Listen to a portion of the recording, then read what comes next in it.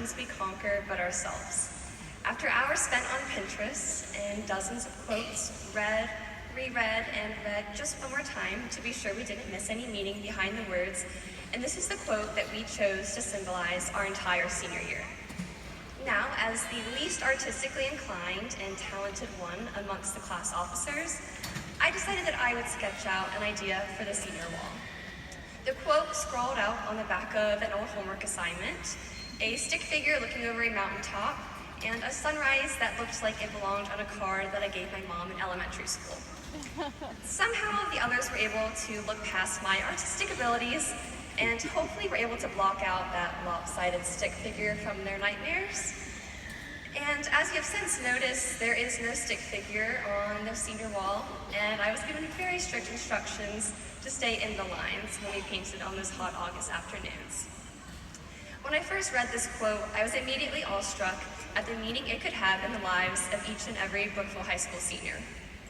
In our lives, there are inevitably going to be challenges, obstacles, trials, and struggles that we all face. Like mountains, these challenges aren't going to be something that we can simply push aside, walk right past, or pretend they never happened. Because like the earth changes and molds and shifts to form these mountains, we have to change ourselves to face these struggles.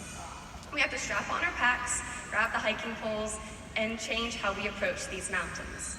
And in the end, it won't just be the mountains we've conquered, but ourselves too. So now back to those hot August afternoons. Sweating in the summer sun, I would reach my paintbrush up for the peak of the blue mountains that began to fill the senior wall. But while doing so, I had no idea the mountains that loomed before me. Just a few weeks later, and I would begin the climb atop the greatest mountain that I've ever faced. It's a mountain that I've told the story of to few too many people, that is, until tonight. Morgan Harper Nichols once said, "Tell the story of the mountain you climbed. Your words could become a page in someone else's survival guide." Tonight, I hope in telling my story, my words can become a part of your survival guide for the next mountain that you face. This story begins 8 months ago when I was first faced with a mountain to climb. 8 months ago was the start of my senior year of high school, the year that I anticipated since my first steps onto that bright yellow school bus in kindergarten. Like most, my mind was full of lots of expectations of how the year would play out. Friday night football games, late night Mr. Goodies with friends, college applications and acceptances, new and growing friendships, and reminding myself to soak in every minute of it all. My senior year was indeed full of lots of these memories. Trust me and my bank account when I say I had plenty vanilla cones with rainbow sprinkles. And it is true. I applied to several colleges, got into my dream school, formed new friendships, and got closer than I could have ever imagined to some really great best friends. I made the grades that I worked so hard to attain, and now here I am. And the incredible thing is that all of you could look at me tonight and have no idea of the mountains that I faced to get here. No idea of the times that I really did not think I could make it another step of the way. A favorite quote that I have by David Levithan came to mind frequently this year. There are all these moments you think you won't survive, and then you survive. These are the moments that I thought I would never survive. My alarm would go off, and then another. I would lie in bed and simply stare at the ceiling, pleading with myself to find a worthwhile reason to lift my head from the pillow or put my feet on the floor. I would reach for my phone and play the first song that came to mind, because the silence would be all too much for me to bear. Too quiet, too lonely, too easy for the thoughts inside my mind to swarm around and never stop. My mind felt like a hive, buzzing with bees and thoughts that would swarm and swarm, no matter how hard I tried to step away from the hive. I would swat at the bees buzzing in my mind and plead that they would quiet for just 1 minute so that I could finally hear the world again. At the end of the day, all I could do was to escape into my bed yet again, with my mind insisting that all I needed was sleep. Sleep would do the trick. If I could just lie down and close my eyes, then the rest of the world would fade away and I wouldn't have to be in it anymore. Then all of a sudden, hours later, I would awaken with a start.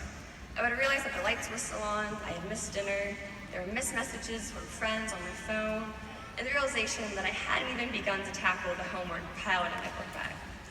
I would lie in bed and ask myself why. Why have you done this to yourself yet again? Now there's no way you'll be able to sleep, spend time with friends, tell your parents that funny story from school, and finish that homework assignment you were supposed to turn in yesterday. I would beat myself up over this again and again until I fell back into a trance of sleep and was able to escape from the world yet again. 8 months ago, I began the journey atop a mountain that I never thought I could quite conquer. 8 months ago, I'm not even sure that I could have imagined myself here with you all tonight. But now, this is the part of the story where the survival guide comes in handy. On the first page of my own survival guide is a poem from Christina Marr that reads, "Someone asked how I survived it, and I said I haven't yet. I walked your path with you for so long, and I am still trying to find my way back to mine. This part is unpaved, uncharted, compasses don't work in here. I'm still in the woods, but sunlight is leaking through the leaves. It's not just dark all the time anymore. I have not survived it, no, but I am surviving it every day." Now, I promise you all that I'm not up here to throw myself a pity party. In fact, sharing all of those moments that I never thought I would survive was just about the scariest thing I've ever done. But I shared them because I know that in all of you, maybe deep down or maybe even right now, you've gone through the same experiences. You've had days that you laid in bed and contemplated what the point is in even sticking around. You've had days where the world seems like it's all just too much to bear and all you want to do is escape from it all. You've had moments where the anxiety has crept up and the paranoia has filled your mind like buzzing bees. And I know that when you have days or moments like these, it can feel like you are the absolutely only person in the world who has ever felt this way, because how could anyone survive it? And for those of you that have ever felt this way, I want to tell you that you aren't alone. You aren't the first person to have ever felt this way before, and you certainly won't be the last. Although it seems like the unpaved, uncharted road where the compasses don't work will never end, I can promise you that the sunlight will begin to peek through the leaves yet again. It won't be dark forever. 8 months later, and I'm finally on the path where the sun shines again. There are days that I slip back into the shadows, but now I trust the sun will always come back. I remember asking those around me, how does it get better? How do I move on? What's the magic cure to make it all go away? And unfortunately, I still haven't found a magic solution that will make the dark days go away forever. But I can tell you what helped me, and that is lollipops. 8 months ago, I watched a TED Talk by Drew Dudley that would change my perspective on the world forever. He recalled the last day at his university when a girl approached him and simply said, "I remember the first time that I met you," and told him a story that happened 4 years earlier. The girl tells the story of the first day of school when she stood reluctantly in the line at orientation, realizing that she couldn't go through with college and just had to quit. At just the moment that she turned to tell her parents, Drew walked out carrying a bucket full of lollipops, handing them out to students. But when he got to her, he simply looked to the boy beside her and said, "I need you to give a lollipop to that beautiful girl beside you." Everyone burst into laughter, and in that moment, she knew that she couldn't quit and that she had found her home. She hadn't interacted with Drew again in those 4 years, but on that day, she told him he had been an incredibly important person in her life. But the most incredible thing was that Drew had absolutely no memory of that day ever happening. A moment in which he had changed a person's life forever was a moment that he didn't even remember ever happening. Now, how many of you have had a lollipop moment?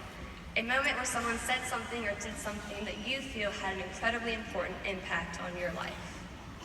Now, how many of you have told that person how a moment that they probably don't even remember changed your entire life? For the past 8 months, I have been touched by friends, family, and even strangers in the hallway who have given me lollipop moments that fundamentally changed my life, that gave me hope when I had none, that reminded me of so many reasons that I had left to live, that helped me to survive to tonight. Miss Cardwell. I can still remember the first day that I sat in your classroom as a shy and timid sophomore who was wondering how she was going to handle taking 2 challenging science courses in 1 year.